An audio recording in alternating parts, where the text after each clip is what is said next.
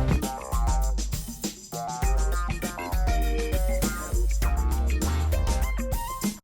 everyone, in this video we're working on jumping reverse hook kick. Now, there are two types of jumping kick. There's the one where you jump up very high in the air and you strike your target whilst you're still in the air. These are great party tricks, very athletic, they look very good, not that practical, they take a long time, and while you're in the air you're not pushing against the floor, you can't generate as much power. Okay?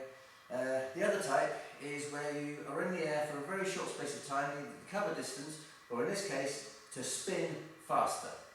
If you imagine you've got one foot on the floor when you spin, that friction of your foot pivoting on the floor slows you down ever so slightly.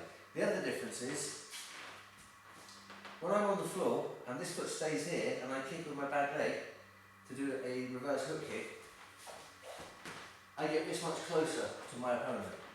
There might be an occasion where you need to hit your opponent, but if you were to get any closer, you'll miss, or hit with the back of your leg, or maybe they'll count you, sweep you, whatever. What you're doing with your jumping reverse hook kick is you're staying pretty much on the spot. You will move slightly farther forwards, yes, but not as far forwards as if you had your foot on the floor. Okay, so look at this and then break it down nice and slow. So, little bend in the knees, start the turn, jump, look over your shoulder, foot kicks out almost directly backwards. It's not a massive wide technique. You're not trying to get a big circle with your foot. You're trying to go almost directly backwards. Now you have to make sure you're hitting with the heel or the bottom of your foot with this.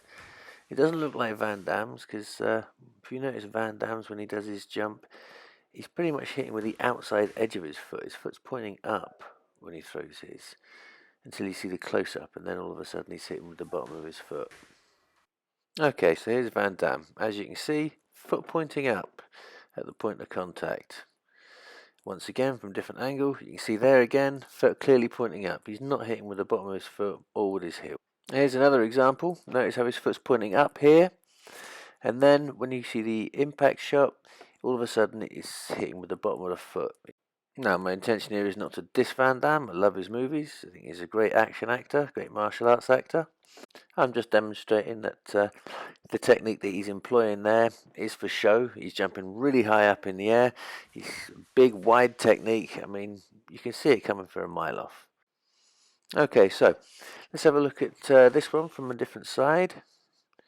Now, as you can see, it's not as high as Van Damme's. It's very fast, and the only reason that I'm putting the jump in, as I said before, is to increase the speed of my spin and also try and keep me on the spot so I don't travel forwards too far. This is not a technique I use all the time. It takes a lot of energy. It's very fast. It's very difficult to control. But it can actually be used in combat, unlike the massive, enormous things that Van Damme was doing that we were seeing earlier. Okay, let's have a look from a different side. Now, if you look at my foot there, the supporting foot, my front foot, as I jump and spin, it moves backwards ever so slightly. Not a massive amount. It's not like I'm actually staying on the spot. I am moving forwards ever so slightly, but I'm not traveling as far forwards as I would if I were to throw a reverse hook kick from the floor.